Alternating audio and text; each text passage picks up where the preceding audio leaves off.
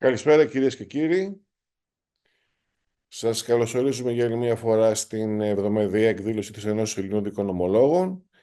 Η Ένωσή μας έχει σήμερα την χαρά και τη τιμή να φιλοξενεί την αξιότιμη κυρία Δήμητρα Πιλαβάκη.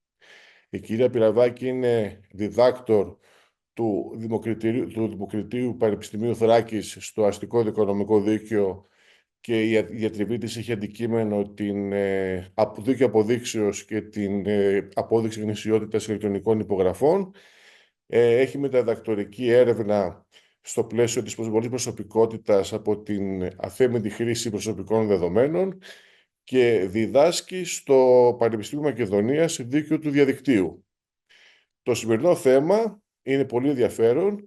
Έχει να κάνει με τα ζητήματα νομοποίησεως σε αγωγή αποζημιώσεως στο πλαίσιο χρήσης της τεχνητής νοημοσύνης. Η τεχνητή νοημοσύνη, γνωρίζουμε όλοι, έχει μπει στη ζωή μας, καλύπτει όλο το φάσμα του ανθρωπίνου βίου, αναμφισβήτητα καλύπτει και τη νομική επιστήμη και αναμφισβήτητα διαθέτει και δικονομικά χαρακτηριστικά.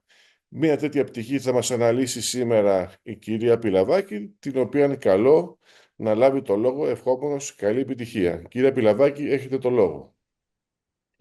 Ευχαριστώ πολύ την Ένωση Ελλήνων Δικονομολόγων και ιδιαίτερα τον καθηγητή κύριο Ορφανίδη αλλά και το Διοικητικό Συμβούλιο για την θετική πρότασή τους, έτσι ώστε να συμβάλλω κι εγώ με τη σειρά μου στις εβδομαδιαίες διαλέξεις με ένα πολύ ιδιαίτερο θέμα, την νομιμοποίηση διαδίκων σε αγωγή αποζημίωσης από τη χρήση τεχνητής νοημοσύνης.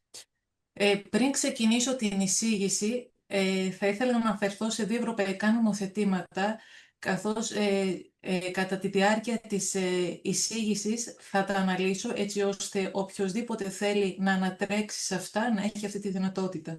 Είναι ο Ευρωπαϊκός Κανονισμός 2024/1689 και η Οδηγία 2024/2853. Η εφαρμογή της χρήσης των συστημάτων τεχνητής νοημοσύνης με τη θέσπιση του κανονισμού 2024-1689 του Ευρωπαϊκού Κοινοβουλίου και του Συμβουλίου για τη θέσπιση εναρμονισμένων κανόνων σχετικά με την τεχνητή νοημοσύνη ως νέων ψηφιακών εργαλείων στις καθημερινές συναλλαγές, δημιουργεί και περαιτέρω νομικά ζητήματα ευθύνης από τη ζημία που μπορεί να προκύψει από την αθέμητη ή ελλειπή χρήση τους. Ειδικότερα, η αναζήτηση των υποτίων προσώπων, τα οποία προκάλεσαν τη βλάβη που είναι αποτέλεσμα χρήσης μιας μηχανής τεχνητής νοημοσύνης σε μία αγωγή για αστική αξίωση αποζημίωσης, είναι δυσδιάκριτο έργο, λαμβάνοντας υπόψη ότι τα συστήματα τεχνητής νοημοσύνης χαρακτηρίζονται από αδιαφάνεια και πολυπλοκότητα. Καταρχήν, ο σύστημα τεχνητής νοημοσύνης βάσει του άρθρου 3, παράγραφος 1 του ΟΣΑΝΟ κανονισμού, ορίζεται το μηχανικό σύστημα που έχει σχεδιαστεί για να λειτουργεί με διαφορετικά επίπεδα αυτονομίας και μπορεί να παρουσιάζει προσαρμοστικότητα μετά την εφαρμογή του και το οποίο για ρητούς ή σιωπηρούς στόχους συνάγει από τα στοιχεία εισόδου που λαμβάνει πώς να παράγει στοιχεία εξόδου, όπως προβλέψεις, περιεχόμενο, συστάσεις ή αποφάσεις που μπορούν να επηρεάσουν υλικά ή εικονικά περιβάλλοντα. Τα στοιχεία εισόδου είναι τα δεδομένα που παρέχονται σε σύστημα τεχνητής νοημοσύνης ή λαμβάνονται απευθείας από αυτό, με βάση τα οποία το σύστημα παράγει στοιχεία εξόδου. Τα εμπλεκόμενα πρόσωπα στην αλυσίδα λειτουργίας συστημάτων τεχνητής νοημοσύνης, σύμφωνα με το άρθρο 3 του Κανονισμού Τεχνητής Νοημοσύνης, είναι 7 διαφορετικές οντότητες. Ο πάροχος, ο φορέας εφαρμογής, ο εξουσιοδοτημένος αντιπρόσωπος, ο εισαγωγέας, ο διανομέας, το υποκείμενο και ο κατάντη πάροχος. Χάρη συντομίας, στην εισήγηση θα τα γενικεύσουμε στους παράγοντες που εμπλέκονται στην αλυσίδα εφοδιασμού συστημάτων τεχνητής νοημοσύνης και στους χρήστες των συστημάτων τεχνητής νοημοσύνης. Ο ίδιος ο κανονισμός, στο άρθρο 3, παράγραφος 8, εισάγει τον όρο φορέας εκμετάλλευσης, που ενώνει σε μία ενιαία κατηγορία τον πάροχο, τον κατασκευαστή του προϊόντος, τον φορέα εφαρμογής ή διαφορετικά τελικό χρήστη, ο οποίος λειτουργεί υπό την επαγγελματική του ιδιότητα, τον εξουσιοδοτημένο αντιπρόσωπο, τον εισαγωγέα και τον διανομέα. Θα ορίσουμε επιλεκτικά την έννοια του παρόχου και του τελικού χρήστη συστημάτων τεχνητής νοημοσύνης, καθώς, όπως θα διαπιστωθεί παρακάτω, είναι τα συνήθη πρόσωπα που εμπλέκονται ως διάδικοι σε μια αγωγή αποζημίωσης από την χρήση συστημάτων τεχνητής νοημοσύνης. Ο πάροχος, με βάση το 3 παράγραφος 3 του ΟΣΑΝΟ κανονισμού, είναι το φυσικό ή νομικό πρόσωπο, δημόσια αρχή, υπηρεσία ή άλλος φορέας που αναπτύσσει σύστημα τεχνητής νοημοσύνης ή μοντέλο τεχνητής νοημοσύνης γενικού σκοπού ή έχει αναπτύξει και διαθέτει σύστημα τεχνητής νοημοσύνης ή μοντέλο τεχνητής νοημοσύνης γενικού σκοπού στην αγορά ή θέτει το σύστημα τεχνητής νοημοσύνης σε λειτουργία υπό την δική του επωνυμία ή εμπορικό σήμα ή έναντι αντιτίμου είτε δωρεάν. Πάροχος μιας τεχνητής νοημοσύνης γίνεται και όποιος εκτελεί ουσιαστικές τροποποιήσεις σε αυτήν. Δηλαδή μπορεί να λαμβάνει την ιδιότητα του παρόχου διαφορετικό πρόσωπο από τον πρωταρχικό πάροχο. Ως ουσιαστική τροποποίηση, σύμφωνα με το άρθρο 3, παράγραφος 23 του Κανονισμού Τεχνητής Νοημοσύνης, νοείται η αλλαγή σε σύστημα τεχνητής νοημοσύνης μετά την διάθεσή του σε αγορά ή τη θέση του σε λειτουργία, η οποία δεν προβλέπεται ούτε προγραμματίζεται στην αρχική αξιολόγηση της συμμόρφωσης που πραγματοποιεί ο πάροχος και η οποία επηρεάζει τη συμμόρφωση του συστήματος τεχνητής νοημοσύνης με τις απαιτήσεις που καθορίζονται στο κεφάλαιο 3, τμήμα 2 του Κανονισμού Τεχνητής Νοημοσύνης ή επιφέρει τροποποίηση του επιδιωκόμενου σκοπού για τον οποίο έχει αξιολογηθεί το σύστημα τεχνητής νοημοσύνης. Δηλαδή, η αλλαγή του επιδιωκόμενου σκοπού, αλγοριθμικές αλλαγές, νέα δεδομένα εισόδου ή εκπαίδευση μπορεί να θεωρηθούν νέα ουσιαστική τροποποίηση. Επίσης, στην έννοια του παρόχου δύναται να συγκεντρώνεται ταυτόχρονα και η ιδιότητα του κατασκευαστή, ως προσώπου που αναπτύσσει την τεχνητή νοημοσύνη ως ψηφιακή υπηρεσία, ή το προϊόν όπου η τεχνητή νοημοσύνη ενσωματώνεται, και του επιχειρηματία ως ατόμου που θέτει την τεχνητή νοημοσύνη στην αγορά ή ως άτομο που θέτει την τεχνητή νοημοσύνη σε λειτουργία. Τελικός χρήστης συστήματος τεχνητής νοημοσύνης ή αλλιώς φορέας εφαρμογής, σύμφωνα με το άρθρο 3, παράγραφος 4 του Κανονισμού Τεχνητής Νοημοσύνης, είναι το φυσικό ή νομικό πρόσωπο, δημόσια αρχή, υπηρεσία ή άλλος φορέας που χρησιμοποιεί σύστημα τεχνητής νοημοσύνης υπό την ευθύνη του, εκτός εάν το σύστημα τεχνητής νοημοσύνης χρησιμοποιείται στο πλαίσιο προσωπικής μη επαγγελματικής δραστηριότητας. Λόγου χάρη, ένα ηλεκτρονικό κατάστημα πώλησης ανταλλακτικών αυτοκινήτων διαθέτει ένα πρόγραμμα τύπου chatbot ή αλλιώς ψηφιακός βοηθός στην ιστοσελίδα του για να επικοινωνεί με τους πελάτες του και να ανταποκρίνεται σε τυχόν απορίες τους σχετικά με τα προϊόντα που διαθέτει, θα θεωρηθεί ως φορέας εφαρμογής, εφόσον δεν έχει επέμβει ουσιαστικά στο σύστημα τεχνητής νοημοσύνης. Διαφορετικά, αν έχει επέμβει, θα λάβει την ιδιότητα του παρόχου.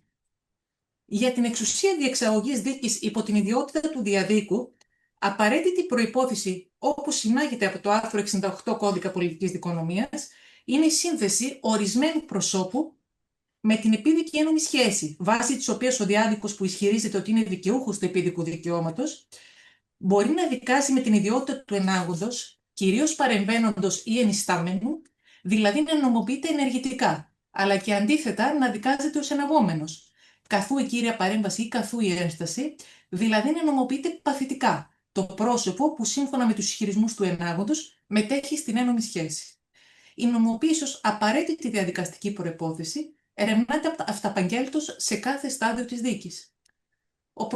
Ο προσδιορισμός της ιδιότητας του ενάγοντος και του εναγωμένου σε μια δίκη αποζημίωσης από χρήση συστημάτων τεχνητής νοημοσύνης θα αντιληφθεί συμπληρωματικά και από την πρόταση οδηγίας τεχνητής νοημοσύνης 2022/0303 του Ευρωπαϊκού Κοινοβουλίου και του Συμβουλίου για την προσαρμογή των κανόνων περί εξωσυμβατικής αστικής ευθύνης από την τεχνητή νοημοσύνη, εφ' εξής οδηγία περί ευθύνης για την τεχνητή νοημοσύνη, η οποία θα εφαρμοζόταν σε αστικές αξιώσεις αποζημίωσης σε περιπτώσεις στις οποίες η ζημία προκλήθηκε από σύστημα τεχνητής νοημοσύνης, αλλά εν τέλει αποσύρθηκε στις 6 Οκτωβρίου 2025. Ειδικότερα, τα πρόσωπα που νομοποιούνται ενεργητικά με την ιδιότητα του ενάγοντος για την άσκηση αγωγής αποζημία που υπέστησαν με τη χρήση συστημάτων τεχνητής νοημοσύνης είναι αυτά που έχουν υποστεί ζημία από στοιχεία εξόδου ενός συστήματος τεχνητής νοημοσύνης ή από την μη παραγωγή στοιχείων εξόδου από το εν λόγω σύστημα, εάν τα εν λόγω στοιχεία εξόδου θα έπρεπε να είχαν παραχθεί. Επαναλαμβάνω, ως στοιχεία εξόδου ουσιαστικά είναι τα αποτελέσματα που βγάζει ένα σύστημα τεχνητής νοημοσύνης. Από την άλλη πλευρά, ως εναγόμενοι και υπεύθυνα πρόσωπα που συνδέονται με την επιδυτική σχέση, βάσει της οποίας προήλθε και η ζημία, προσδιορίζονται συνήθως τα πρόσωπα που εξουσιάζουν την πηγή κινδύνου και την ενεργοποιούν, έτσι ώστε να προκληθεί βλάβη, δηλαδή ο πάροχος και ο τελικός χρήστης συστήματος τεχνητής νοημοσύνης ή αλλιώς φορέας εφαρμογής, όπως τον αναφέρει ο κανονισμός τεχνητής νοημοσύνης. Για τη σύνδεση του ενάγοντος και του εναγωμένου με την ένομη σχέση βάσει της οποίας φέρουν την ιδιότητα του διαδίκου, απαραίτητη είναι η απόδειξη εκ μέρους του ενάγοντος της σύνδεσης της ζημίας που υπέστη από σύστημα τεχνητής νοημοσύνης, η οποία οφείλεται σε πράξη ή συμπεριφορά του εναγωμένου. Πιο συγκεκριμένα, είναι αναγκαία η απόδειξη της αιτιώδους συνάφειας μεταξύ της πραγμάτωσης του κινδύνου που οφείλεται σε υπαιτιότητα του εναγωμένου και των στοιχείων εξόδου που παρέχει το σύστημα τεχνητής νοημοσύνης ή της μη παραγωγής στοιχείων εξόδου από το σύστημα κατά τη λειτουργία του. Δηλαδή, η απόδειξη ότι η βλάβη οφείλεται στην υπαίτια μη συμμόρφωση του εναγόμενου με καθήκον επιμέλειας που καθορίζεται βάσει των διατάξεων του κανονισμού τεχνητής νοημοσύνης, όπως οδηγίες χρήσης, δηλαδή πληροφορίες που παρέχει ο τελικός χρήστης προς ενημέρωση σχετικά με τον επιδιωκόμενο σκοπό και την ορθή χρήση ενός συστήματος τεχνητής νοημοσύνης προς το υποκείμενο, βάσει του άρθρου 26 παράγραφος 1 του κανονισμού τεχνητής νοημοσύνης. Για τα συστήματα υψηλού κινδύνου, τα οποία είναι αυτά που πληρούν τις προϋποθέσεις του άρθρου 6 του κανονισμού τεχνητής νοημοσύνης, όπως ορίζονται στην πρόταση της οδηγίας περί ευθύνης για την τεχνητή νοημοσύνη, υπάρχει μια διάκριση αναλόγως με το αν ο εναγόμενος είναι ο πάροχος ή ο χρήστης συστήματος τεχνητής νοημοσύνης, η οποία και θα χρησιμοποιηθεί για τη σύνδεση των προαναφερόμενων προσώπων με τη ζημία.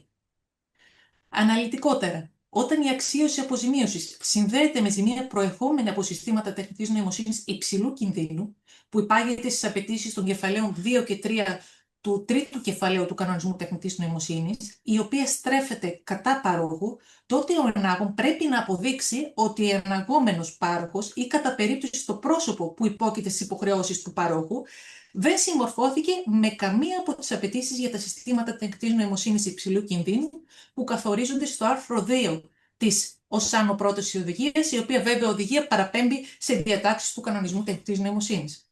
Βάσει της ίδιας πρότασης οδηγίας, σε περίπτωση αξίωσης αποζημίωσης που ασκείται κατά χρήστη συστήματος τεχνητής νοημοσύνης,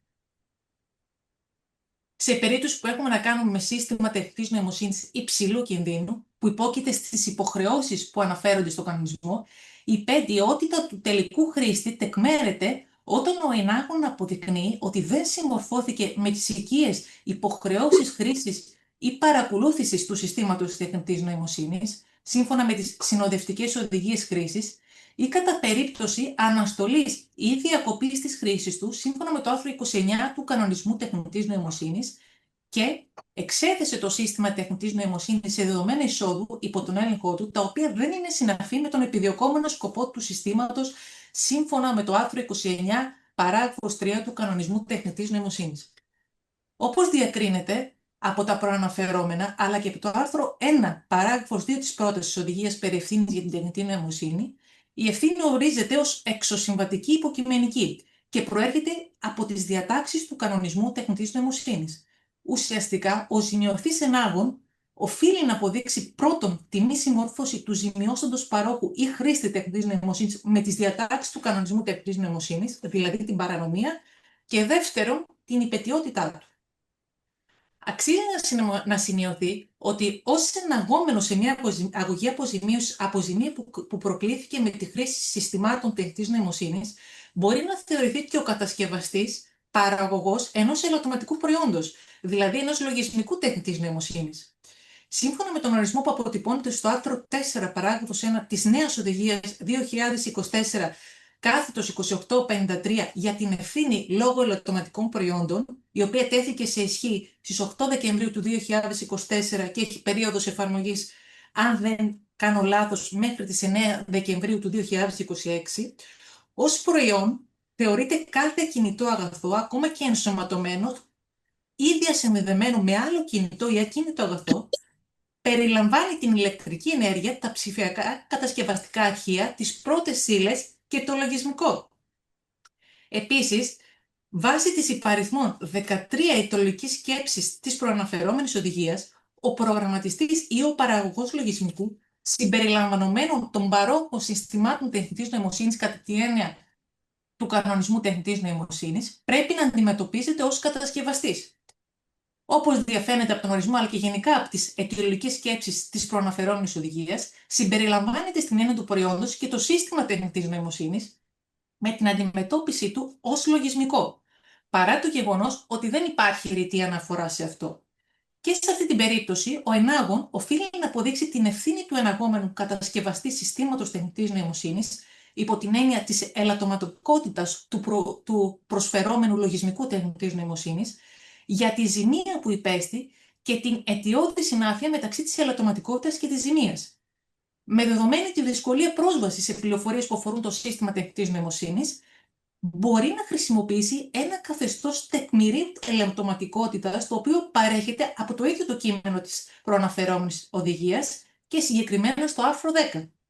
Η ελαττωματικότητα του προϊόντος τεκμέρεται βάσει του άρθρου 10 παράγραφος 2α της οδηγίας 2024-2853, όταν ο εναγόμενος δεν αποκαλύπτει σχετικά αποδεικτικά στοιχεία, όπως αυτά προβλέπονται στο άρθρο 9 παράγραφος 1 της οδηγίας, δηλαδή αρνείται ο πάροχος συστήματος τεχνητής νοημοσύνης να δώσει πληροφορίες σχετικά με τη λειτουργία συστήματος τεχνητής νοημοσύνης.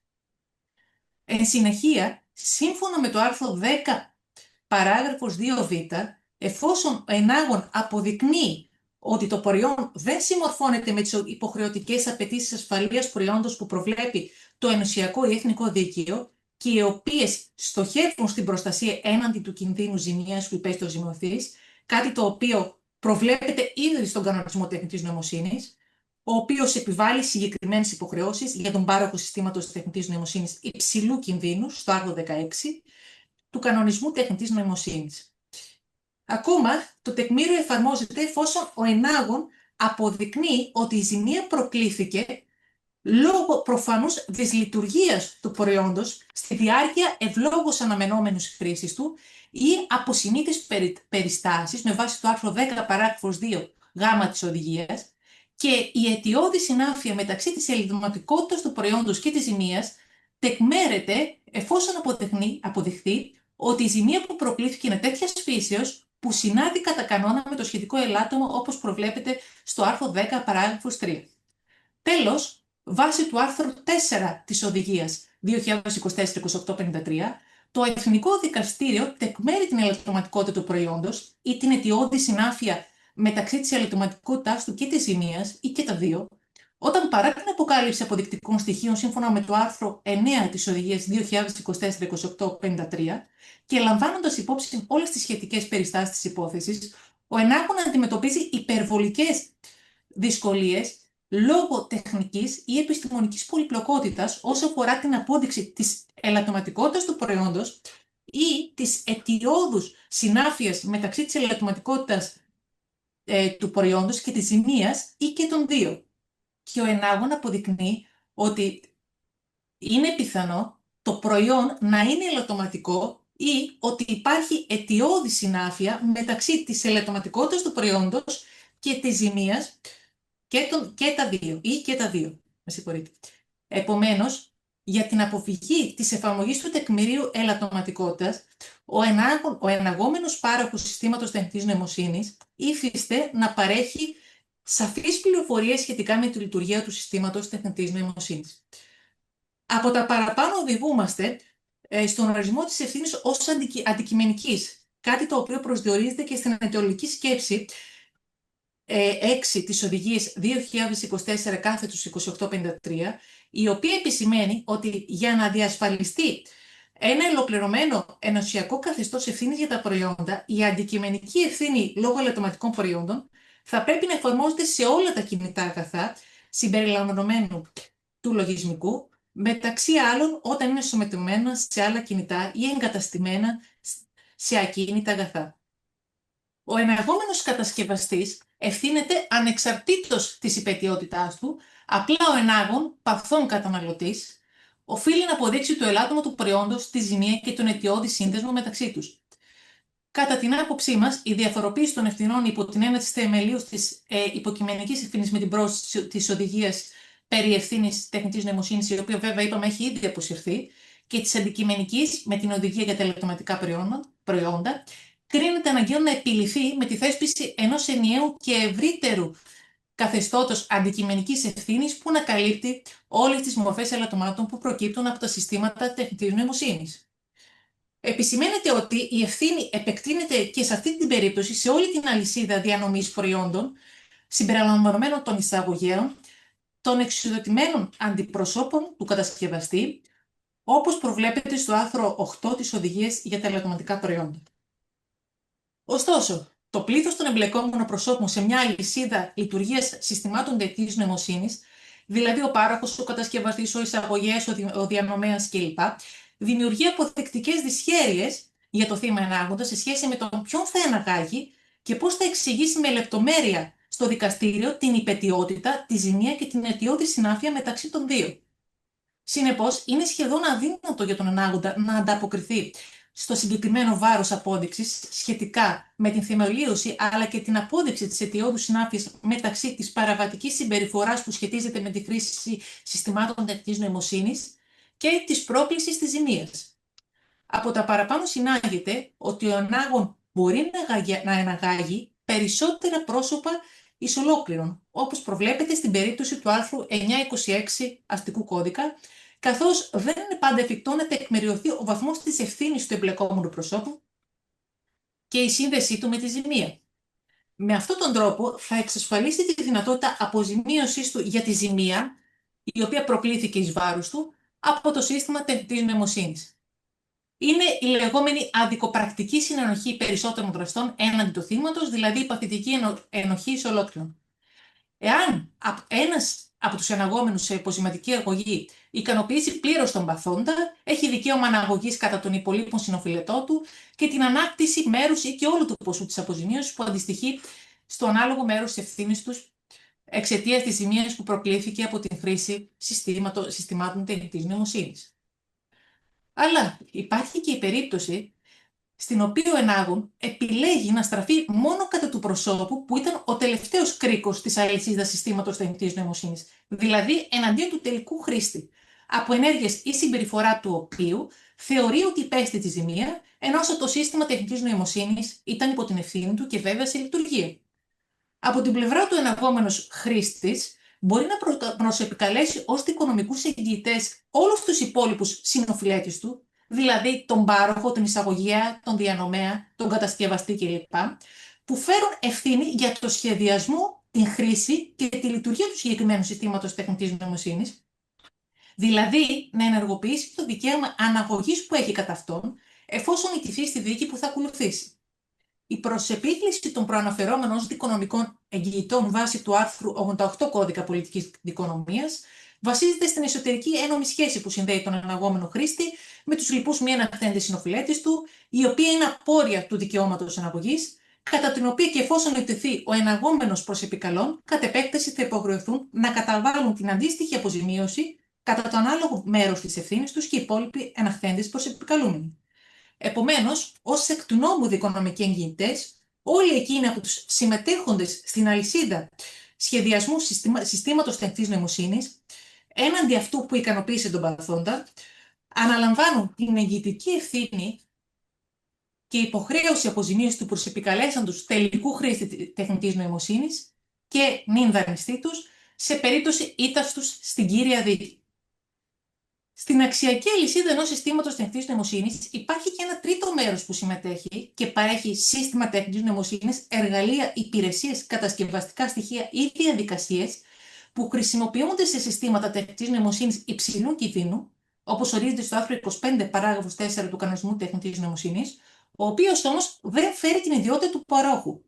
Το συγκεκριμένο πρόσωπο καταρτίζει μια γραπτή συμφωνία με τον πάροχο, όπου προσδιορίζει τις απαραίτητες πληροφορίες ικανότητες, τεχνητή πρόσβαση και άλλη βοήθεια με βάση τη γενικά αναγνωρισμένη εξέλιξη της τεχνολογίας, προκειμένου να μπορεί ο πάροχος του συστήματος τεχνητής νοημοσύνης υψηλού κινδύνου να συμμορφώνεται πλήρως με τις υποχρεώσεις που ορίζονται στον κανονισμό τεχνητής νοημοσύνης.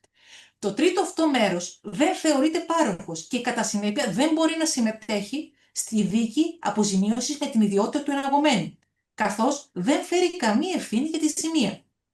Βέβαια, μπορεί να συμμετέχει, να παρέχει σημαντική βοήθεια στον πάροχο για την απόδειξη της συμμόρφωσής του, δίνοντας πρόσβαση σε πληροφορίες που αποδεικνύουν τη συμμόρφωση του συστήματος τεχνητής νοημοσύνης που παρέχει με τις υποχρεώσεις που αναφέρει ο κανονισμός τεχνητής νοημοσύνης, εφόσον ο πάροχος είναι ο εναγόμενος σε αγωγή αποζημίωσης από τη χρήση συστημάτων τεχνητής νοημοσύνης. Ζήτημα βέβαια τίθεται σε σχέση με τον καταλογισμό της ευθύνης του υπό την ιδιότητα του προστιθέντους. Χάρη συντομίας δεν θα αναλύσουμε τη συγκεκριμένη πτυχή του θέματος. Ολοκληρώνοντας, η συνδυαστική επίκληση του κανονισμού τεχνητής νοημοσύνης και της οδηγίας για τα ελαττωματικά προϊόντα οδηγεί στην ορθή έβριση της νομιμοποίησης σε μία αγωγή αποζημίωσης από την χρήση συστημάτων τεχνητής νοημοσύνης, χρησιμοποιώντας βέβαια ως πυλώνα τις διατάξεις του κώδικα πολιτικής δικονομίας για την αποφυγή τυχόν διαδικαστικού απαραδέκτου άσκησης της αγωγής. Ευχαριστώ πολύ για την υπομονή σας. Εμείς ευχαριστούμε, κυρία Πιλαδάκη, για την ευκρινή, ξεκάθαρη, σαφή εισήγηση. Γνωρίζω και από προσωπική εμπειρία ότι είναι δύσκολο να αποσαφηνίζουμε τεχνικές έννοιες στην νομική και στην δικονομία. Ήταν σαφέστατη η εισήγηση. Ευχαριστούμε και συγχαίρουμε από καρδίας. Μαθήτρια του καθηγητή Μανιώτη, κυρία Πιλαδάκη. Γεννώνται ζητήματα πολύ σημαντικά αποδεικτικών δυσχεριών σε υποθέσεις τεχνολογικής φύσεως. Το ίδιο αντιμετωπίζουμε και σε περιπτώσεις από το τραπεζικό δίκαιο ηλεκτρονικής απάτης. Ο πάροχος είναι αυτός ο οποίος έχει την πρόσβαση στα δεδομένα, άρα ουσιαστικά γεννάται και σε αυτή την περίπτωση μια αντικειμενική ευθύνη, γιατί υπάρχει αποδεικτική δυσχέρεια του εναγόμενου. Ένα άλλο σημείο το οποίο συγκράτησα είναι η συμμετοχή περισσότερων προσώπων στη δίκη, ακριβώς επειδή είναι πολλές οι οντότητες οι οποίες είναι οι φορείς των συστημάτων αυτών στην συναλλαγή. Τα ανέλησε ξεκάθαρη η κυρία Πιλαδάκη. Ομοδικία βλέπω να γεννάται. Δεν ξέρω τώρα αν αυτή θα είναι αναγκαστική ή απλή, αν ο καθένας αν κάθε μία από τις οντότητες έχει να διατυπώσει άλλους ισχυρισμούς έναντι έναντι των ισχυρισμών του ενάγοντος. Και αφού τη συγχαρώ και πάλι για την εξαιρετική εισήγηση, δίνω το λόγο σε οποιονδήποτε θέλει να απευθύνει κάποιο ερώτημα στην εισηγήτρια. Παρακαλώ πολύ, έχετε το λόγο όποιος επιθυμεί. Ο κύριος Νάκης. Καλησπέρα και από μένα, ναι. Και εγώ με τη σειρά μου θέλω να συγχαρώ την εισηγήτρια και θα ήθελα να βάλουμε ένα παράδειγμα για να μπορέσουμε έτσι να το κάνουμε να αναλύσουμε τα δικονομικά ζητήματα. Αγοράζει κάποιος ένα αυτοκίνητο το οποίο έχει ένα σύστημα GPS στην οθόνη, το οποίο εγώ θεωρώ ότι αυτό το σύστημα έχει τα χαρακτηριστικά τεχνητής νοημοσύνης, διότι παίρνει προφανώς πληροφορίες από το δρόμο, από τις κάμερες, από τα μπλόκα, ό,τι θέλετε πλέον, και τα επεξεργάζεται και τα αυτοματοποιεί μέσα και τα κάνει την επόμενη φορά ακόμη πιο εύχριστα για τον οδηγό, τον καταναλωτή, οτιδήποτε άλλο. Και το σύστημα αυτό, το GPS, τον οδηγεί μέσω από ένα δύσβατο δρόμο στο τελικό προορισμό, το οποίο έχει λακκούβες ή ενίοτε από ή άλλες φορές, όπως το έχουμε βιώσει, από περιοχές με αυξημένης εγκληματικότητας. Με αποτέλεσμα στην πρώτη περίπτωση να πάθει κάποια ζημιά το αυτοκίνητο ή πέφτει σε μια λακκούβα ή να τον κλέψουν ή να τον σταματήσουν κτλ. Θεμελιώνεται η πετιότητα της εφαρμογής της εταιρείας του κατασκευαστή του αυτοκινήτου, του αντιπροσώπου στην Ελλάδα, ο οποίος πώλησε αυτό το αυτοκίνητο. Επίσης, υπάρχει κάποια μορφή συνυπετιότητας του οδηγού. αν έχει χακάρει το σύστημα αυτό, αν έχει αφαιρέσει εφαρμογές για να πάει πιο γρήγορα ή για να βλέπει, ή αν δεν έχει κατεβάσει τη τελευταία έκδοση του συστήματος, ή αν, ή αν δεν άλλαξε την οθόνη ή δεν το επισκεύασε έτσι ώστε να φαίνεται. Και αυτά όλα αναγωγικά και η δικαιοδοσία ποια θα είναι στην περίπτωση αυτή. Ευχαριστούμε Θα τον κύριο ασκηθεί Νάκη. εδώ, θα πάμε με το δικό μας, με τις γενικές διατάξεις περί δοσηδικίας. Ευχαριστούμε τον κύριο Νάκη. Τον λόγο έχει η καθηγήτρια κυρία Πλεύρη. Νομίζω σήκωσε το χέρι της. Καλησπέρα σε όλες και σε όλους. Ευχαριστώ πολύ, κύριε συνάδελφε. Συγχαρητήρια στην εισηγήτρια, την οποία άκουσα με πολύ ενδιαφέρον. Την έχω ακούσει ξανά σε σχετική εισήγηση με τα ζητήματα αυτά. Ακούγοντάς σας, σκεφτόμουν τα εξής.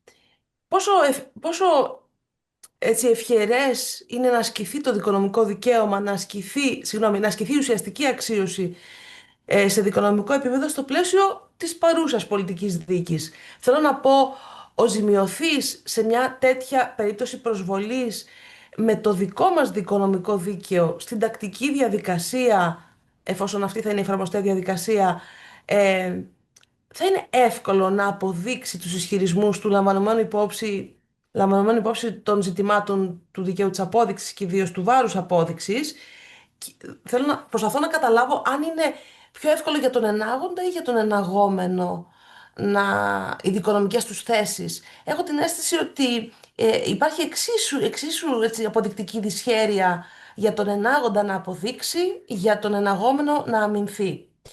Και το άλλο ζήτημα είναι πολύ ενδιαφέρουσες αυτές οι αλυσιδωτές σχέσεις που δημιουργούνται ως προς την ευθύνη, τα ζητήματα δηλαδή της ομοδικίας και των σύνθετων δικών που θα δημιουργηθούν με τις προσεπικλήσεις, που ειδικά στη νέα τακτική διαδικασία και του τρόπου με τον οποίο έχει συνδεθεί η κύρια αγωγή με τις προσεπικλήσεις, φοβούμαι ότι είμαστε σε πολύ πιο αργό ρυθμό από αυτόν που η τεχνολογία και αυτές οι δίκες απαιτούν. Έτσι την τοποθέτησή σας. Ευχαριστώ πολύ.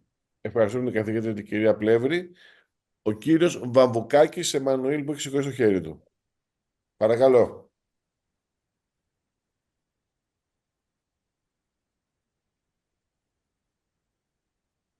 Μήπως είστε mute, κύριε Βαμβουκάκη? Δεν σας ακούμε. Καλησπέρα. Καλησπέρα και από μένα. Συγγνώμη λίγο με κάποια τεχνικά προβλήματα. Συγχαρητήρια για την εισήγηση, είναι καταπληκτική. Εγώ απλά ήθελα να προσθέσω στον προβληματισμό. Δεν ξέρω αν με ακούγομαι τώρα. Ναι, είναι μια χαρά. Ήθελα να προσθέσω στον προβληματισμό το εξής ερώτημα. Ακριβώς πώς μπορεί ο ενάγων να αποδείξει, να αποδείξει το σφάλμα της τεχνητής νοημοσύνης. Διότι από όσο έχω καταλάβει με τη τεχνητή νοημοσύνη υπάρχει αυτή η δυσκολία πρόσβαση στο μηχάνημα, δηλαδή στον τρόπο σκέψης, αυτό που λένε το black box που λένε, την αδιαφάνεια που έχει η τεχνητή νοημοσύνη. Πώς θα μπορέσει δικονομικά να απαιτήσει από τον οποιονδήποτε εναγόμενο, ή αυτός είναι η εταιρεία ή προμηθευτής, τα στοιχεία με τα οποία μπορεί αυτός ως ενάγων να αποδείξει ότι στο παράδειγμα που είπε, που αναφέρθηκε πριν, π.χ. με τον οδηγό, με τον navigator, ότι το navigator έκανε λάθος, ότι αυτός ο δρόμος είναι λάθος. Πώς μπορεί να το αποδείξει? Αυτό ήθελα να ρωτήσω μόνο. Σας ευχαριστώ. Ευχαριστούμε τον κύριο Βαμβουκάκη.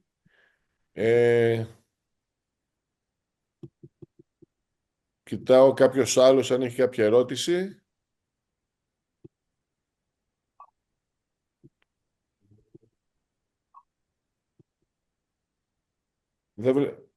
Μισό λεπτάκι, ναι. Ο καθηγητής, ο κύριος Οφανίδης. Ναι, κύριε καθηγητά, έχει το λόγο. Ναι. Να συγχαρώ την κυρία Πιλαβάκη για την ωραία εισήγησή της, ήταν σαφής ο λόγος της. Ήθελα να ρωτήσω την εισηγήτρια, είναι κοινό το συμβάν για να υπάρχει αυτή η ενιαία εναγωγή περισσότερων τροποντινά ευθυνόμενων όπως εισηγήθηκε, όπως τοποθετήθηκε, ή αυτό είναι ένας τρόπος προκειμένου να ξεπεραστεί το πρόβλημα που δημιουργείται από το γεγονός ότι ο ενάγων δεν είναι σε θέση να ξέρει ποιος ευθύνεται, και αυτό θα προκύψει μέσω μιας διαγνωστικής διαδικασίας. Εάν είναι έτσι, αν υποκρύπτεται αυτή η σκέψη, βεβαίως στο δικό μας δίκαιο υπάρχει αυτή η απαγόρευση για της διαζευκτικής εναγωγής ως γνωστόν, και έτσι κάποιος δεν μπορεί να στραφεί κατά 2 ή 3 προσώπων με την διάσευξη. Το είπα αυτό περισσότερο για να πω ότι προσφάτως ή εδώ και κάποια χρόνια ο Άριος Πάγος έκρινε το παραδεκτό της διαζευκτικής εναγωγής. Είναι μια απόφαση που δεν έχει προσεχθεί έτσι, από τη φιλολογία, και είναι μια ενδιαφέρουσα απόφαση με τον εισηγητή τον κύριο Λεοντή. Νομίζω ότι σε αυτές τις περιπτώσεις μπαίνει αυτό το ζήτημα, ότι κάποιος δεν ξέρει, δεν μπορεί να προσδιορίσει το σωστό εναγόμενο και στρέφεται κατά περισσότερον. Το έχουμε αυτό σε πολλές περιπτώσεις. Σε αυτοκινητικά, με το επικουρικό ταμείο, με την ασφαλιστική εταιρεία κλπ. Και το δεύτερο είναι, εντάξει, αν υπάρχουν, κατάλαβα ότι έχετε αναφέρει αποδεικτικές ευχέρειες, έτσι έχουμε την αντικειμενική ευθύνη, τροποντινά έχουμε την αναστροφή του βάρους αποδείξεως.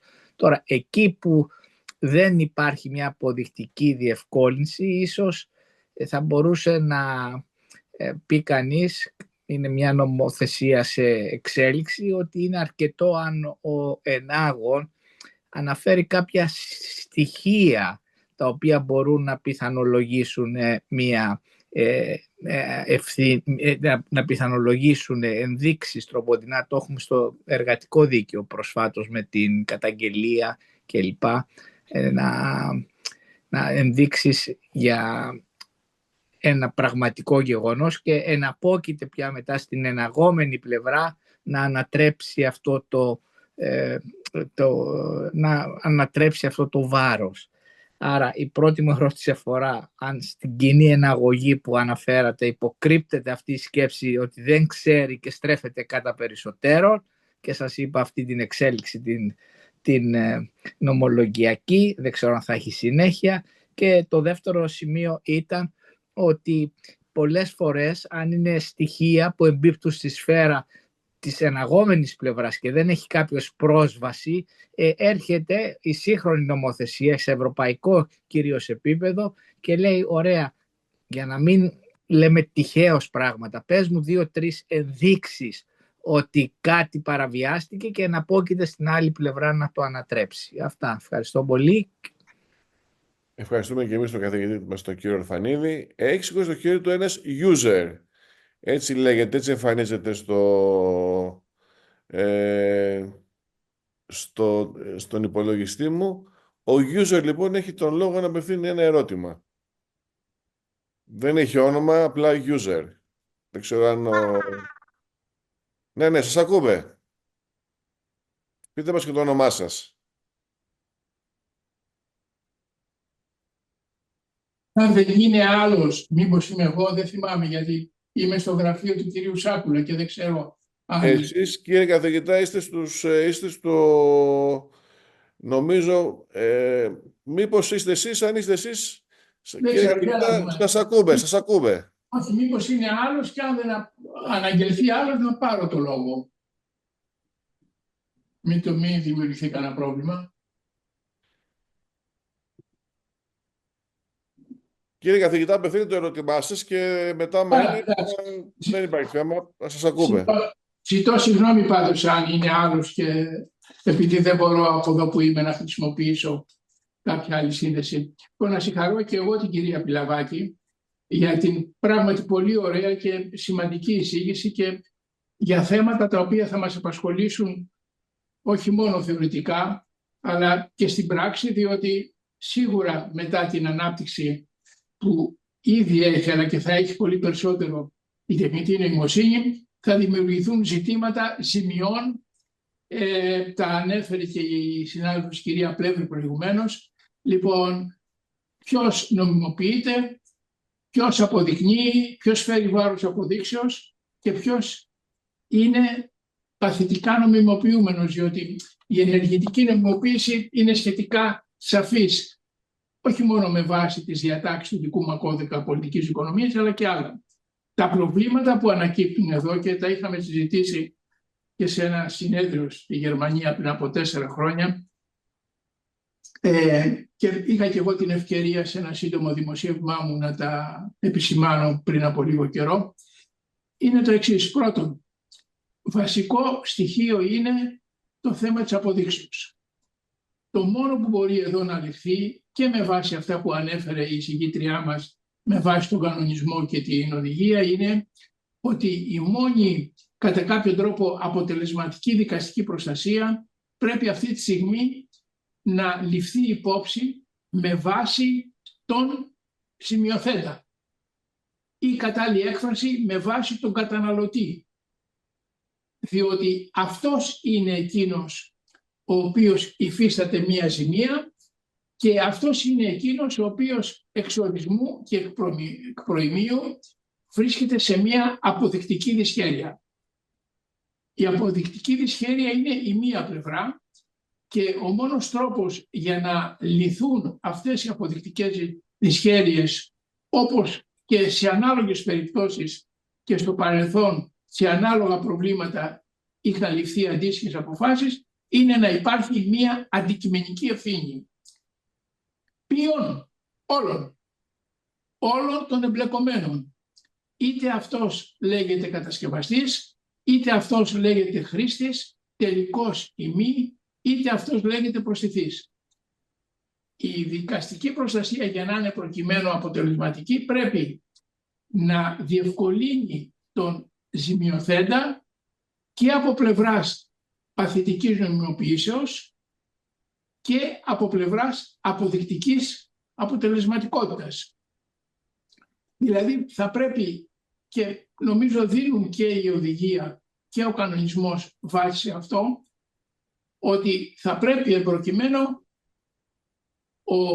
βεβαίως θα πρέπει να αναφερθεί ο ενάγων, γιατί θα πρόκειται για αδικοπρακτική ευθύνη, αν και δεν μπορεί να αποκλειστεί βεβαίως και η ενδοσυμβατική, διότι πράγματι συνδέεται το ζήτημα με τη σύμβαση που κάνει ο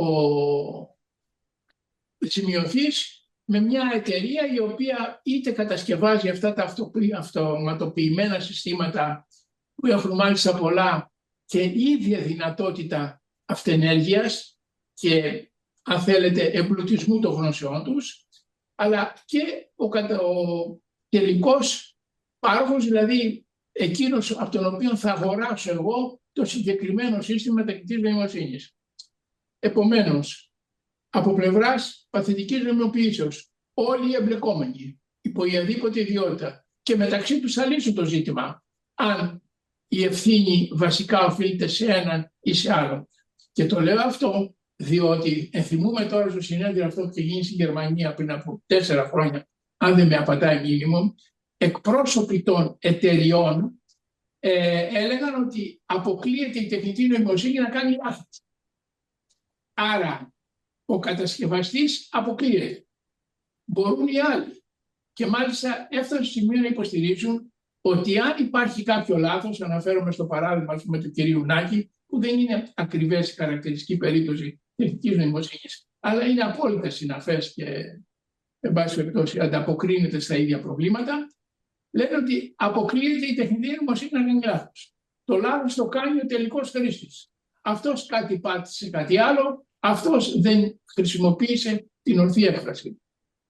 Επομένως, ευρύτητα όσον αφορά την παθητική νομιμοποίηση και πλήρης αντικειμενική ευθύνη των συγκεκριμένων προσώπων, φυσικών ή νομικών, και το τονίζω αυτό, διότι ενθυμούμε στο συνέδριο αυτό οι εκπρόσωποι των εταιριών, που εν πάση περιπτώσει διαφόρων εταιριών, είχαν διατυπώσει την άποψη να υπάρχει για αυτές τις περιπτώσεις τεχνητή νοημοσύνη, και νομίζω θα το έχει διαπιστώσει και η συγγήτριά μας στις μελέτες της, να υπάρχει ένα νέο ειδικό νομικό πρόσωπο, ηλεκτρονικό, το οποίο θα φέρει την ευθύνη, ανεξάρτητα από οποιαδήποτε άλλα πρόσωπα, τα οποία δηλαδή είχαν εισηγηθεί επιλέξει την θέσπιση ενός νέου νομικού προσώπου, ηλεκτρονικού νομικού προσώπου, πέραν των νομικών προσώπων που αναγνωρίζουν όλες οι νομοθεσίες, είτε φυσικά είτε νομικά πρόσωπα δημοσίου ιδιωτικού δικαίου. Θερμά συγχαρητήρια για την ωραία συζήτηση, κυρία Πιλαβάκη. Ευχαριστούμε πάρα πολύ τον καθηγητή, τον κύριο Κλαμπαρή. Ο user πάλι έχει σηκώσει το χέρι του, παρακαλώ πολύ. Ναι, τώρα σας ακούμε. Ναι, καλησπέρα. Είμαι η Ευγενία Δακοράνια, η ομότιμη καθηγήτρια. Κύριε καθηγήτρια, καλησπέρα. Δεν φαίνεται το όνομά σας ως user. Δεν ξέρω γιατί εμφανίζομαι ως user, αλλά δεν έχει σημασία. User είμαι. Σας ακούμε. Τεχνητή νοημοσύνη. Τεχνητή νοημοσύνη. Να συγχαρώ πρώτα απ' όλα την εισηγήτρια για την πολύ ωραία και περιστατωμένη παρουσίαση. Απλώς θα ήθελα να πω ότι πολύ σωστά η πρόταση οδηγίας για την ευθύνη από τη χρήση τεχνητής νοημοσύνης, αυτή η πρόταση οδηγίας του 22, πολύ σωστά αποσύρθηκε, διότι ήταν πολύ περίπλοκη και θα δημιουργούσε περισσότερα προβλήματα από αυτά τα οποία θα επέλυε, κυρίως συγκρίνοντάς την με την οδηγία που τελικά βέβαια υιοθετήθηκε, την 2853 του 24 για τα ελαττωματικά προϊόντα. Απλώς θα ήθελα να πω ότι δεν καλύπτει βέβαια η οδηγία, και ευλόγως γιατί αποτελεί την οδηγία για τα ελαττωματικά προϊόντα, δεν καλύπτει όλες τις περιπτώσεις που μπορεί κάποιος να υποστεί ζημία από την χρήση τεχνητής νοημοσύνης, ειδικά σε θέματα, παραδείγματος χάρη, διαδικασίας πρόσληψης προσώπων σε κάποιες εργασίες, σε κάποια εταιρεία, όταν για την πρόσληψη χρησιμοποιείται τεχνητή νοημοσύνη. Γιατί εκεί μπορούν να δημιουργηθούν θέματα προκαταλήψεων, να υπάρχει, να μην είναι δίκαιο, να υπάρχει προσβολή προσωπικότητα στα θέματα της διαδικασίας πρόσληψης. Οπότε το ερώτημά μου, το οποίο τίθεται τώρα προς την εισηγήτρια, είναι σε αυτή την περίπτωση πώς νομίζει ότι μπορεί να νομιμοποιηθεί ένας ενάγων και ποιες διατάξεις νομίζει θα μπορούσαν να εφαρμοστούν. Ευχαριστώ πάρα πολύ. Εμείς ευχαριστούμε την καθηγήτρια, την κυρία Δακορόνια. Νομίζω δεν υπάρχει κάποιος άλλος ο οποίος θέλει να απευθύνει κάποιο ερώτημα. Δεν βλέπω κάποιο χέρι σηκωμένο. Οπότε, κυρία Πιλαβάκη, έχετε το λόγο να απαντήσετε στις... Είδατε η εισήγηση σας προκάλεσε έντονο ενδιαφέρον. Πολλές ερωτήσεις και παρακαλούμε να έχετε το λόγο για να απαντήσετε στα ερωτήματα που ετέθησαν. Ναι, ευχαριστώ πολύ και τους ερωτηθέντες σε σχέση με τα πολύ ενδιαφέροντα σημεία που έθιξαν. Θα προσπαθήσω να είμαι σύντομη γιατί δεν θέλω να υπερβώ και το χρόνο. Βλέπω έχουμε 10 λεπτά. Σε σχέση με τον πρώτο ερώτημα, το πρώτο παράδειγμα μάλλον του κύριου Νάκη, πολύ ενδιαφέρον και μάλιστα έχει απασχολήσει και από ό,τι είδα και με μεταπτυχιακές εργασίες. Όσο αφορά το κομμάτι της αποδεκτικής δυσχέρειας, ποιος έχει την ευθύνη? Όπως είπα και στην εισήγησή μου, δύσκολο είναι να αποδείξουμε ποιος έχει την ευθύνη. Σε ένα σύστημα, ουσιαστικά τα αυτοκινούμενα οχήματα λειτουργούν με ένα σύστημα τύπου GPS. Οπότε μπορούμε να πούμε ότι έχει την ευθύνη ο κατασκευαστής, ο οποίος φέρει και την ιδιότητα του παρόχου. Ή μπορούμε να πούμε ότι έχει την ευθύνη και ο αντιπρόσωπος, ο οποίος εισάγει το σύστημα. Αλλά ο εξουσιοδοτημένος αντιπρόσωπος λειτουργεί πάντα υπό τις οδηγίες του παρόχου κατασκευαστή. Άρα έχουμε δύο πρόσωπα που συνδέονται. Εδώ τελικός χρήστης δεν θεωρείται σε καμία περίπτωση οδηγός. Έτσι, τελικός χρήστης, ο οδηγός είναι το υποκείμενο. Έτσι, τελικός χρήστης ίσως είναι αυτός ο οποίος πωλεί το αυτοκίνητο. Έτσι, μπορούμε να πούμε ότι τελικός χρήστης μπορεί να είναι και ο αντιπρόσωπος. Έτσι, οπότε, κατά την άποψή μου, έχουμε τρία συνδεόμενα, εμπλεκόμενα πρόσωπα. Είναι ο πάροχος κατασκευαστής, ο αντιπρόσωπος, ο οποίος εισάγει το αυτοκίνητο ουσιαστικά θα πω στην Ελλάδα, γιατί έχω υπόψη μου την εταιρεία Tesla, έτσι, και το υποκείμενο, το οποίο χειρίζεται το σύστημα, ο οδηγός δηλαδή. Τώρα, σε σχέση με την απόδειξη, πώς θα αποδείξει ποιος τι και σε σχέση με την ευθύνη. Κατά την άποψή μου, δικονομικά πρέπει να τεθεί ζήτημα λογοδοσίας. Μπορούμε να χρησιμοποιήσουμε την αρχή της λογοδοσίας, έτσι ώστε ο ενάγων να ζητήσει από τον δικαστήριο, ίσως με τη διαδικασία πρώτα των ασφαλιστικών μέτρων, την προσκόμιση αποδεικτικών στοιχείων. Τα αποδεικτικά στοιχεία τώρα θα είναι η μηχανή λειτουργίας τεχνητής νοημοσύνης, δεν μπορεί να προσκομιστεί ως αποδεικτικό στοιχείο. Άρα, ουσιαστικά, τη συμμόρφωση του παρόχου, όπως σας είπα, υπάρχει και ένα τρίτο μέρος που ανέφερε στο τέλος. Άρα, ίσως χρησιμοποιήσει το τρίτο μέρος έτσι ώστε να αποδείξει ότι το σύστημα που χρησιμοποιεί πληρεί τις προϋποθέσεις του κανονισμού.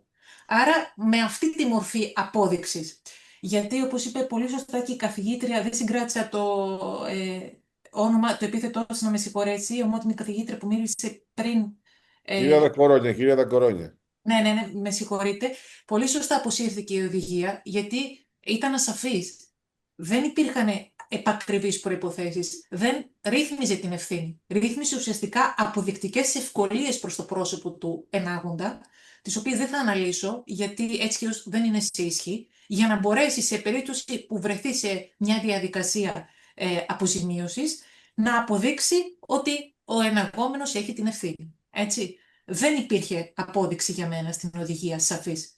Οπότε, σε αυτή την περίπτωση, σε σχέση με την ευθύνη, συμφωνώ απόλυτα με τον κύριο Κλαμαρή. Θεωρώ σωστότερο να αξιοποιηθεί η οδηγία για τα ελαττωματικά προϊόντα, κατόπιν ερμηνείας βέβαια ότι πάγεται και το σύστημα τεχνητής νοημοσύνης, να οριστεί η ευθύνη ως αντικειμενική, έτσι, και ως ενάγοντες να θεωρηθούν ταυτόχρονα ή να εναχθούν ταυτόχρονα ο αντιπρόσωπος, ο κατασκευαστής, παύλα πάροχος, και αν υποθέσουμε ότι υπάρχει και τελικός χρήστης ο οποίος θα συμπίπτει με τον αντιπρόσωπο, έτσι ώστε να έχουμε τρία πρόσωπα στα οποία θα μπορέσει να διεκδικήσει, θα μπορέσει να στραφεί ο ενάγων για να διεκδικήσει την αποζημίωση. Τώρα, σε σχέση με το άρθρο 300, την ευθύνη, αν υπάρχει συνυπετιότητα κλπ. Ακριβώς επειδή η ευθύνη είναι αντικειμενική, αποκλείεται η υπετιότητα. Δεν έχει υποχρέωση υπετιότητας. Βέβαια, για να είμαι απόλυτα σαφής, στον κανονισμό, στην οδηγία 24 για τα ελαττωματικά προϊόντα, δεν θυμάμαι τώρα, με συγχωρείτε, δεν συγκρατώ, 2024-2853, υπάρχουν και κάποια σημεία, δεν θυμάμαι το άρθρο 23-24, αν δεν κάνω λάθος, στο οποίο αναφέρεται και κάποιες περιπτώσεις στις οποίες απαλλάσσεται της ευθύνης ο κατασκευαστής και ο πάροχος και οι οικονομικοί φορείς. Άρα, αν εμπίπτει σε κάποια περίπτωση απαλλακτικής ευθύνης, θα έχουμε αντιστροφή του βάρους απόδειξης. Σε καμία περίπτωση δεν υπάρχει νόθος αντικειμενική ευθύνη. Κατά την άποψή μου, βέβαια. Άρα, από τη στιγμή που έχουμε την ευθύνη οριστής ως αντικειμενική, δεν χρειάζεται η απόδειξη της υπετιότητας. Όσο αφορά τη δικαιοδοσία, εκεί τα πράγματα γίνονται πολύ πολύπλοκα, γιατί αν έχουμε τον κατασκευαστή, ο οποίος είναι στο εξωτερικό, ο αντιπρόσωπος είναι στην Ελλάδα, καταλαβαίνετε ότι δεν μπορούν να εναχθούν ταυτόχρονα σε ένα δικαστήριο και οι τρεις τους. Κατά την άποψή μου, αν τίθεται ζήτημα δικαιοδοσίας, θεωρώ ορθότερο να εναχθούν τα πρόσωπα τα οποία έχουν κατοικία στην Ελλάδα, για να μπορέσει να εφαρμοστεί και σωστότερο το καθεστώς. Εκεί έχω μια αμφιβολία βέβαια, αλλά γιατί στην πραγματικότητα δεν ξέρουμε και ποιοι είναι οι εναγόμενοι, δεν ξέρει κάποιος ποιοι είναι οι εναγόμενοι, αλλά εγώ θα συμβούλευα από πλευράς μου τον δικηγόρο να στραφεί κατά του προσώπου, του εναγόμενου, ο οποίος έχει κατοικία στην Ελλάδα. Δεν ξέρω, νομίζω ότι κάλυψα τον κύριο Νάκη, δεν έχω σημειώσει κάτι άλλο σε σχέση με τις ερωτήσεις του. Τώρα, σε σχέση, η επόμενη ήταν η κυρία Πλεύρη, πολύ ωραία τα ερωτήματά της. Σε σχέση με την απόδειξη, νομίζω ότι έχω ήδη απαντήσει. Υπάρχουν τεράστιες αποδεικτικές δυσχέρειες, οπότε χρησιμοποιώντας την οδηγία 2024-2853, μπορούμε να χρησιμοποιήσουμε το τεκμήριο ελαττωματικότητας του προϊόντος στις 6 περιπτώσεις, μία από τις 6 περιπτώσεις, έτσι ώστε να διευκολυνθεί. Υπάρχουν και πολλές περιπτώσεις οι οποίες υπάγονται ή είναι φωτογραφικές για μένα για την τεχνητή νοημοσύνη, όπως λόγω της πολυπλοκότητας και επιστημονικότητας δεν μπορεί να αποδείξει το ελάττωμα του προϊόντος. Άρα σημαίνει ότι υπάρχει ελάττωμα. Υπάρχουν κάποιες αποδεικτικές διευκολύνσεις. Τώρα, σε σχέση με την προσεπίκληση, πάλι τίθεται το ίδιο ερώτημα, γιατί θα υπάρχει τεράστια καθυστέρηση και δεν ξέρω αν θα μπορέσουν να προσεπικληθούν όλοι οι εναγόμενοι. Γιατί δεν ξέρουμε και πού είναι όλοι αυτοί οι εναγόμενοι. Οπότε, εκεί η αλήθεια είναι, δεν ξέρω αν η ίδια έχει κάποια πρόταση. Εγώ δεν θα ήξερα πώς να το διαχειριστώ και δεν ξέρω αν θα έμπαινα σε αυτή τη διαδικασία της προσεπίκλησης, γιατί είναι πάρα πολύ δύσκολο στην πράξη να εφαρμοστεί. Τώρα, σε σχέση με τον συνάδελφο που είπε για τα ασφάλματα της τεχνητής νοημοσύνης, πώς μπορούν να αποδειχθούν, απαντάω πάλι με τον ίδιο τρόπο. Βέβαια, ξέρουμε πολύ καλά ότι η τεχνητή νοημοσύνη δεν έχει ηλεκτρονική, όπως λένε σε εισαγωγικά, προσωπικότητα. Οπότε πίσω από την τεχνητή νοημοσύνη κρύβεται ο άνθρωπος. Οπότε πάντα θα έχει την ευθύνη ο άνθρωπος, όχι το μηχάνημα. Έτσι. Οπότε, κατά την άποψή μου, όσο αφορά τα σφάλματα τα οποία δεν μπορούν να εντοπιστούν σχετικά με τη χρήση της τεχνητής νοημοσύνης, ορθότερο είναι να χρησιμοποιήσει πάλι τα τεκμήρια ελαττωματικότητας του προϊόντος, τα οποία μπορούν να δημιουργήσουν έτσι αποδεικτικές ευκολίες σε σχέση με τη θεμελίωση της υπαιτιότητας, του ελαττώματος, των εναγωμένων. Τώρα, όσο αφορά τον καθηγητή κύριο Ορφανίδη, αν μπορούν να εναχθούν διαζευτικά σε σχέση με το ζήτημα της εναγωγής, η άποψή μου είναι ότι δεν θεωρώ ότι είναι κάτι το οποίο στην πράξη μπορεί να εφαρμοστεί. Να εναχθούν διαζευτικά. Δεν ξέρω, βασικά δεν ξέρω. Δεν ξέρω πώς θα αντιμετωπιστεί στην πράξη αυτό το θέμα. Αν θα είναι η απλή ομοδικία ή αν θα είναι αναγκαστική, γιατί και στις δύο περιπτώσεις προκύπτουν πάρα πολλά δικονομικά ζητήματα. Εγώ με τις άποψεις της απλής ομοδικίας, γιατί σίγουρα τα πρόσωπα τα οποία ενάγονται δεν έχουν σχέσεις μεταξύ τους. Έτσι, οπότε θεωρώ ορθότερο να μην υπάρχει διαζευτική αναγωγή. Δεν ξέρω αν τον έχω καλύψει ή αν θέλει κάτι παραπάνω σε σχέση με αυτό. Όσο αφορά τα προβλήματα ευθύνης, συμφωνώ ότι υπάρχει τεράστιο ζήτημα σε σχέση με την ευθύνη, οπότε καλύτερα το ζήτημα της ευθύνης να επιληφθεί με τη θεμελίωση της αντικειμενικής ευθύνης. Και όσο αφορά το ζήτημα της απόδειξης, το οποίο είπαμε ότι είναι στη σφαίρα του εναγωμένου, είναι κάτι το οποίο μας απαντά η ίδια η οδηγία για τα ελαττωματικά προϊόντα, καθώς θέτοντας τεκμήρια ελαττωματικότητας του προϊόντος, βοηθάει τον ενάγοντα να αποδείξει το σφάλμα. Άρα ουσιαστικά το βάρος της απόδειξης μετατίθεται στον εναγόμενο για μένα. Γιατί ο ενάγοντας έχει ήδη αποδεικτικές ευκολίες σε σχέση με την θεμελίωση της ελαττωματικότητας του προϊόντος. Τώρα, σε σχέση με τον κύριο Κλαμαρή, συμφωνώ απόλυτα με αυτά που είπε και για τη θεμελίωση της ευθύνης ως αντικειμενικής, αλλά και για τις αποδεικτικές δυσχέρειες κλπ. Όσο αφορά την ομότιμη καθηγήτρια, την κυρία Ευγενία, με συγχωρείτε πάλι το επίθετό της δεν έχω συγκρατήσει,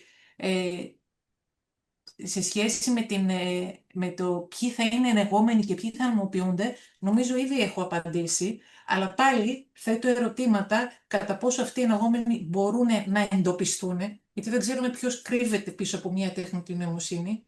Έτσι, για παράδειγμα, θέτω σε περίπτωση που μπει ένα μηχάνημα το οποίο θα διαμοιράζει τις υποθέσεις στους δικαστές. Στην πράξη, όπως πολύ καλά γνωρίζετε, έχουμε και κάποιον δικαστή, τον κύριο Πανταζόπουλο, οι υποθέσεις μοιράζονται αρχές κάθε μήνα σε κάθε δικαστή, ξεχωριστά κλπ. Αν αυτό γίνεται αυτόματα μέσω ενός συστήματος, δεν ξέρουμε τι θα γίνει αν προκύψει κάποιο λάθος. Ή αν τώρα τι λάθος μπορεί να προκύψει σε σχέση με λανθασμένη κατανομή. Δεν μπορώ να σκεφτώ κάτι άλλο. Ποιος θα αναλαμβάνει την ευθύνη και ποιος είναι πίσω από αυτό το μηχάνημα. Είναι ο τεχνικός ο οποίος εξυπηρετεί τα δικαστήρια. Είναι ο προγραμματιστής ή παύλα κατασκευαστής. είναι ο αντιπρόσωπος τον οποίο απευθυνόμαστε σε σχέση με τα λεπτόματα, δεν μπορεί να οριστεί ξεκάθαρα ποιος είναι αναγόμενος. Οπότε η άποψή μου, αν είναι εφικτό, να εναχθούν ταυτόχρονα τα πρόσωπα τα οποία θεωρούμε ότι είναι εμπλεκόμενα, για να έχουμε έτσι καλύτερη κάλυψη της αποζημιωτικής ευθύνης. Θέτω βέβαια και ζήτημα της ασφάλειας, γιατί στα αυτοκινούμενα οχήματα υπάρχει ειδική πρόβλεψη για ασφάλεια, για θέματα ασφαλιστικής ευθύνης. Οπότε εκεί πέρα ίσως η κάλυψη είναι καλύτερη. Υπάρχουν κάποιες αποδεικτικές ευκολίες. Δεν ξέρω αν υπάρχει κάτι, νομίζω προσπάθησα να απαντήσω όσο γίνεται πιο συγκεκριμένα. Είναι ένα ζήτημα το οποίο και εγώ αυτή την περίοδο ασχολούμαι, οπότε δεν ξέρω πώς θα εφαρμοστεί. Δεν ξέρω αν κάποιος έχει κάτι επιπλέον το οποίο θέλει να ρωτήσει και δεν το έχω σημειώσει. Νομίζω ότι τα έχω απαντήσει όλα. Νομίζω ότι τα έχω απαντήσει όλα. Δεν ξέρω αν κάποιος θέλει να πει κάτι παραπάνω. Ευχαριστούμε πάρα πολύ, κυρία Πιλαβάκη, για άλλη μια φορά για την εισήγησή σας. Τουλάχιστον εγώ κατέστη κατά πολύ σοφότερος μετά από αυτή την εισήγηση.